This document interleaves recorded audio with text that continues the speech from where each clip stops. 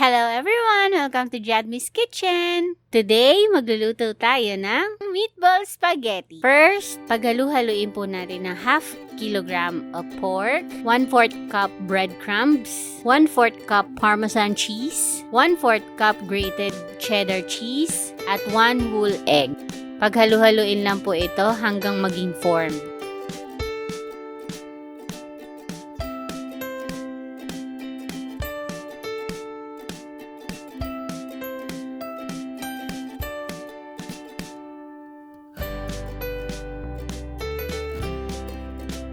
At pag nahalo na po ito ng mabuti, gawin natin ito into balls.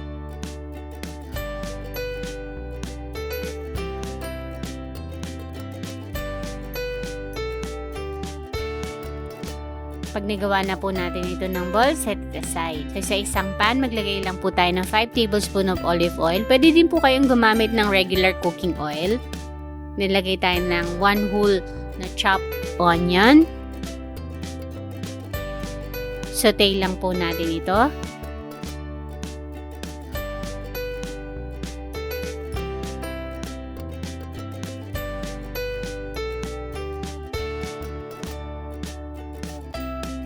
Then mag-add tayo ng chopped garlic.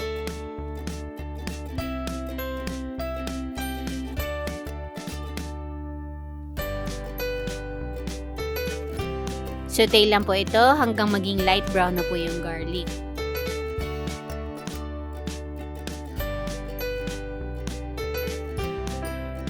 Then, add tayo ng diced tomatoes.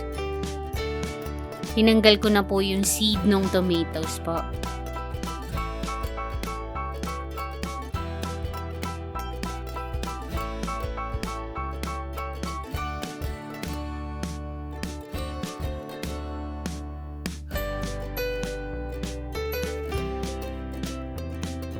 Saute lang ito hanggang lumambot na po ang ating tomatoes.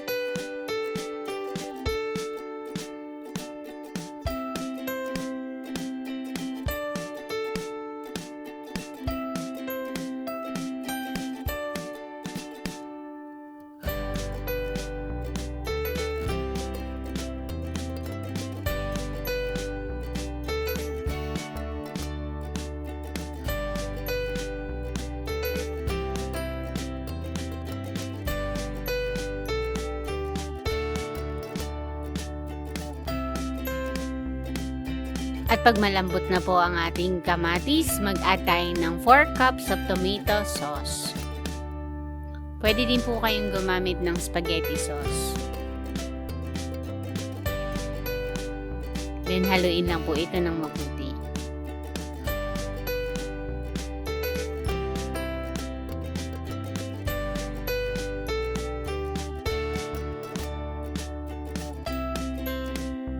Then, add 1 tablespoon of Italian seasoning.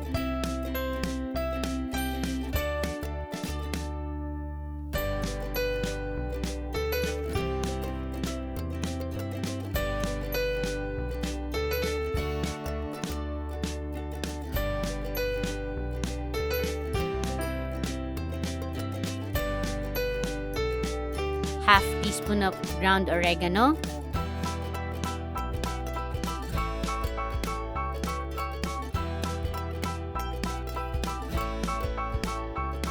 And 1 teaspoon salt.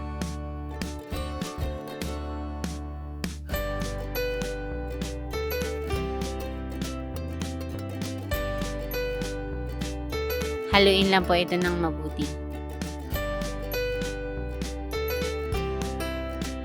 Then add 1 tablespoon of tomato paste.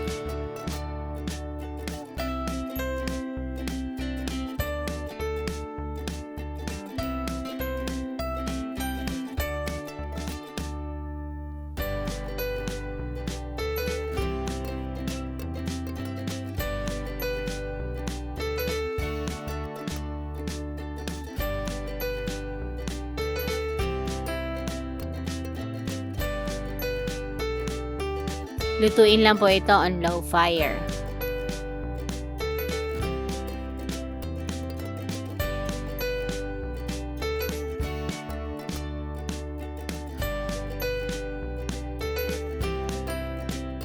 Then pag medyo kumukulo na po, add natin yung ating ginawang meatballs.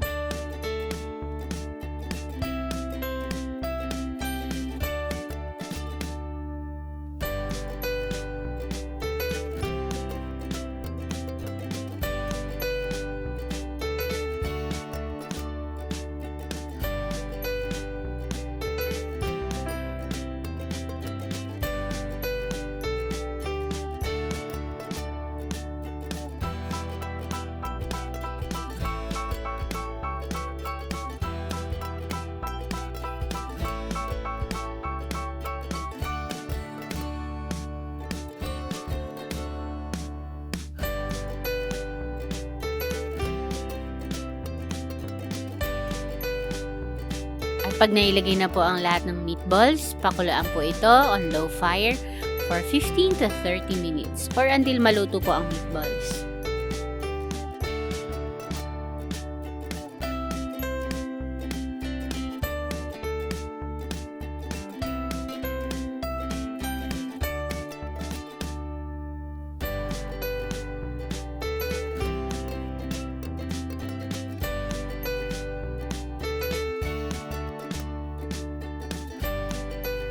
At ito na po ang ating finished product, meatball spaghetti.